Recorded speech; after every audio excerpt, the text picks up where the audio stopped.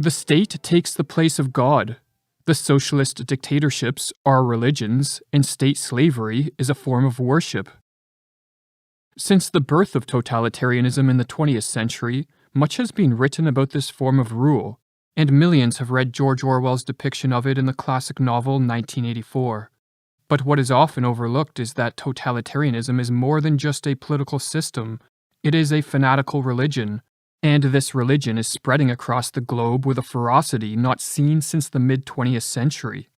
In this video, we are going to investigate the religious nature of totalitarianism in the recognition that we must know our enemy if we are to defeat it.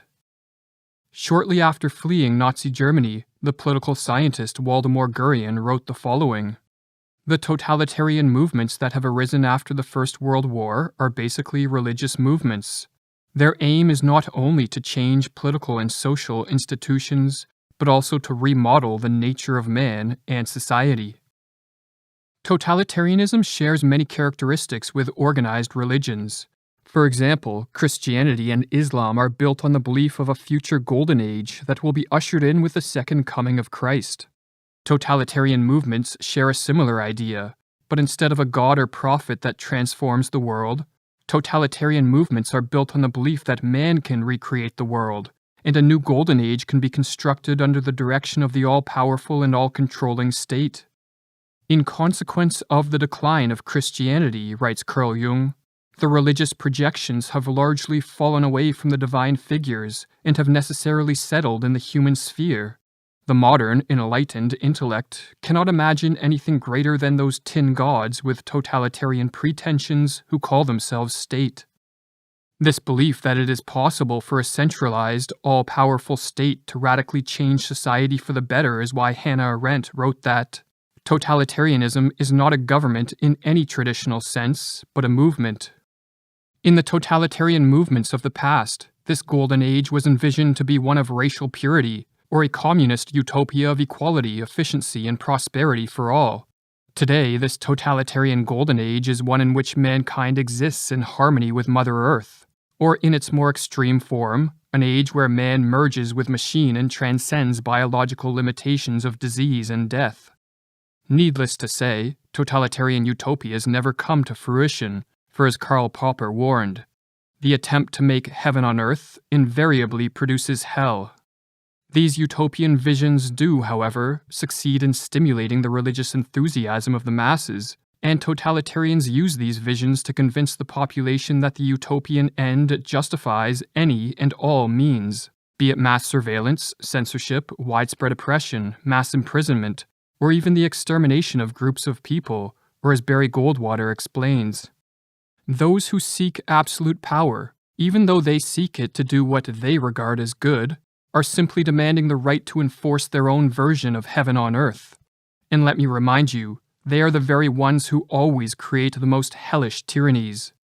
Absolute power does corrupt, and those who seek it must be suspect and must be opposed. In the totalitarian religion, there are the chosen people and there are the sinners.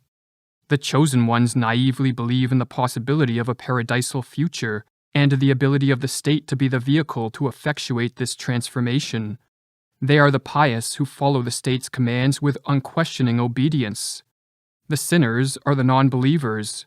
They are the heretics who stand in the way of the so-called greater good and prevent the forward march of history. To use an analogy offered by the Polish philosopher Zygmunt Bauman, the totalitarians see the earth as a garden to which they are anointed to cultivate, and the sinners as the weeds that must be exterminated to bring about the full flowering of the totalitarian utopia. All totalitarian visions of society as garden define parts of the social habitat as human weeds. Like all other weeds, they must be segregated, contained, prevented from spreading, removed and kept outside the society boundaries. If all these means prove insufficient, they must be killed. But removing the weeds is only one part of the totalitarian religious movement. The remaining citizens must be turned into totalitarian true believers, who inwardly assent to a life of strict conformity and obedience to authority. For in totalitarianism, the mere outward display of compliance is not enough. Like all fanatical religions, Totalitarian movements seek to control the innermost thoughts of its followers. Referring to Mussolini's fascist dictatorship in Italy, Giovanni Amendola explained, "Fascism did not so much aim to govern Italy as to monopolize the control of Italian consciences. The possession of power is not enough for fascism. It needs to possess the private conscience of all its citizens. It demands the conversion of Italians. Fascism makes the same claims as a religion. It does not promise happiness to those who do not convert." In pursuit of this totalitarian religious transformation, various proselytizing methods are used. Two of these are demagogy and pedagogy, the former being the spreading of state propaganda through art, literature, music, plays, and festivals, and the latter being the ideological indoctrination of the youth via compulsory schooling. The strategy of terror and love is another technique used to proselytize the masses into the totalitarian religion. Citizens are subjected to terror via ongoing wars, continual fear-mongering, false flags, and the ever-present threat of loss of livelihood, property, imprisonment, or death. Yet these displays of terror are interspersed with displays of love. Ceremonial rituals are held to honor the goodwill of the leaders, and continuous propaganda assures the citizens that the regime cares for them and is working hard to keep them safe from the dangers of the world. And as Alexander Stein explains in her book, Terror, Love, and Brainwashing, as in the Stockholm Syndrome, thus does the abuser become the perceived safe haven, a person or an entity to whom one can turn for help, mercy, forgiveness, comfort.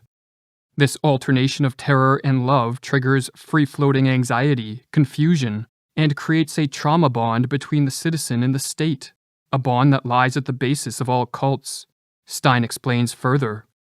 The alternation of love and fear within an isolating environment results in a dissociated, loyal, and deployable follower, who can now be instructed to act in the interests of the leader rather than in his or her own survival interests.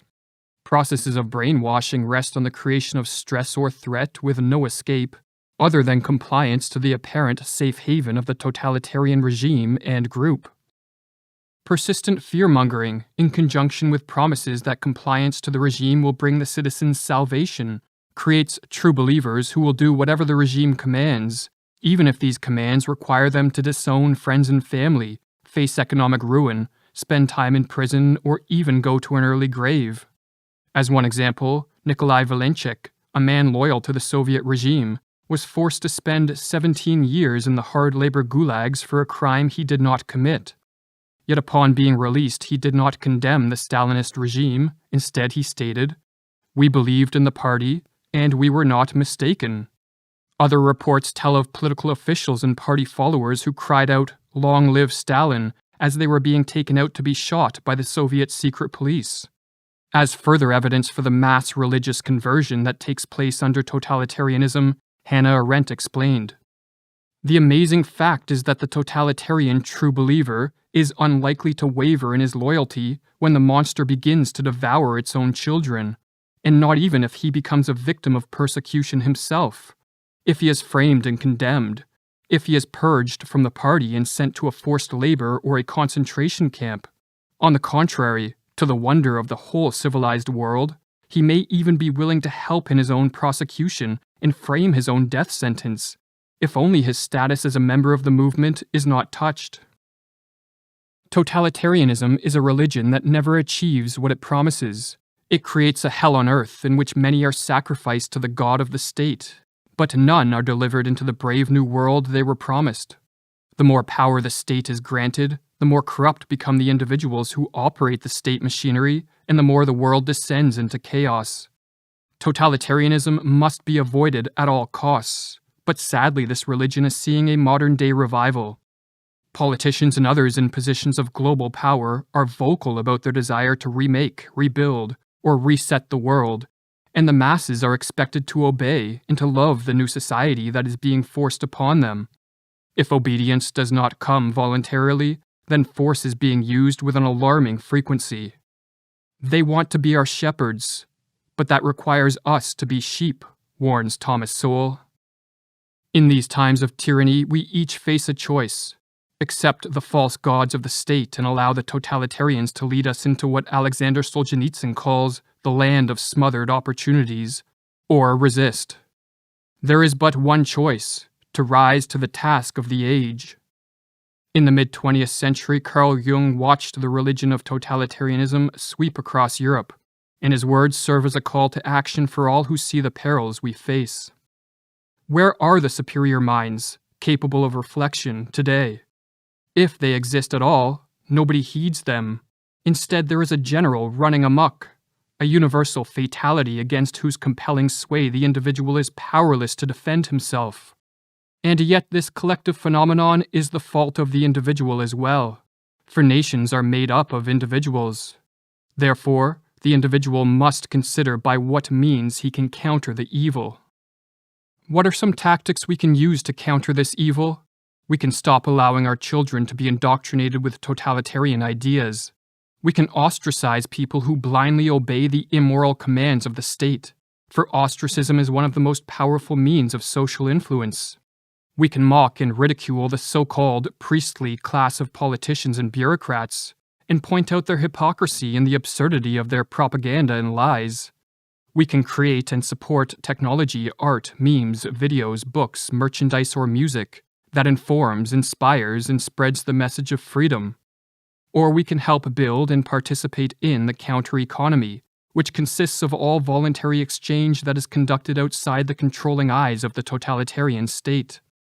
Simply put, we can strive to live as freely as possible in the recognition that while we single-handedly cannot liberate the world, our own personal liberation creates ripples in society and serves as a powerful example for others. In making the choice of whether to help resist the rise of the totalitarian religion, we should recognize that the choice is not between complying and living an easy life versus resisting and inviting unnecessary hardship. For compliance to totalitarianism is the riskiest of choices, as it is based on the naive hope that this time will be different, that this time power won't corrupt politicians and state officials, that this time the totalitarian monster will not devour its children and create a man-made hell on earth. But as Solzhenitsyn warned, there always is this fallacious belief. It would not be the same here. Here such things are impossible. Alas, all the evil of the 20th century is possible everywhere on earth.